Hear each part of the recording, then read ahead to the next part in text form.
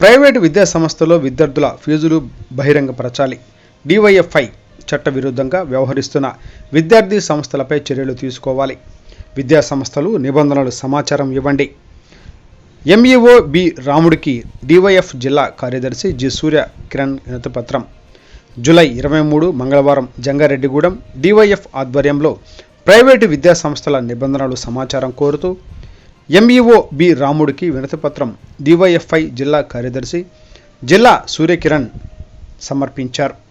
అనంతరం సూర్యకిరణ్ మాట్లాడుతూ జంగారెడ్డిగూడెం టౌన్లో గల ప్రైవేటు విద్యా సంస్థలు ప్రభుత్వం నిబంధనలకు విరుద్ధంగా వ్యవహరిస్తున్నాయని, విద్యా సంస్థల్లో కనీస భోజన వసతులు, డైనింగ్ హాల్స్ లేని విద్యా సంస్థలు ఉన్నాయని, భోజనం సమయంలో విద్యార్థులు బహిరంగ ప్రదేశంలో భోజనాలు చేస్తున్నారని, అలాగే విద్యా సంస్థల్లో ఫీజులు రీయింబర్స్మెంట్ బహిరంగపరచకపోవడంతో అదనపు డబ్బులు చెల్లిస్తున్నామని విద్యార్థుల తల్లిదండ్రులు ఆవేదన వ్యక్తం చేస్తున్నారని, చట్ట ప్రకారం విద్యార్థులు ఫీజులు బహిరంగపరచవలసిందిగా ఉన్నప్పటికీ పాటించకపోవడం చట్టవిరుద్ధమని, అలాగే విద్యా హక్కు చట్టం ప్రకారం ఉచిత విద్యా హక్కుపై అధికారులు ప్రత్యేక దృష్టి సారించాలని, చైతన్య తదితర విద్యా సంస్థల ఫీజు మినహా అధిక ధరల పుస్తకాలు, యూనిఫామ్స్, దుస్తులు అమ్మకాలకు జరుగుతున్న సంబంధిత అధికారులు పట్టించుకోకపోవడం దుర్మార్గమని, తక్షణమే విద్యా హక్కు చట్టం ప్రకారం ప్రైవేటు విద్యా సంస్థల పర్మిషన్ నిబంధనలు పరిశీలించాలని, సమాచార హక్కు చట్టం 2005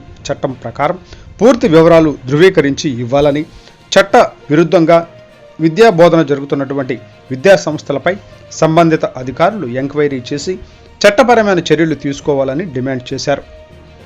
లేని పక్షంలో డివైఎఫ్ఐ ఆధ్వర్యంలో ప్రత్యామ్నాయ కార్యాచరణ ప్రణాళికను ఎజెండాగా తీసుకుంటామని అధికారులను హెచ్చరించారు. ఈ కార్యక్రమంలో జిల్లా కమిటీ సభ్యులు ఎం వెంకటరాజు, ఎన్ రాజేష్ తదితరులు పాల్గొన్నారు. ఇట్లు డివైఎఫ్ఐ జిల్లా కార్యదర్శి జి సూర్య.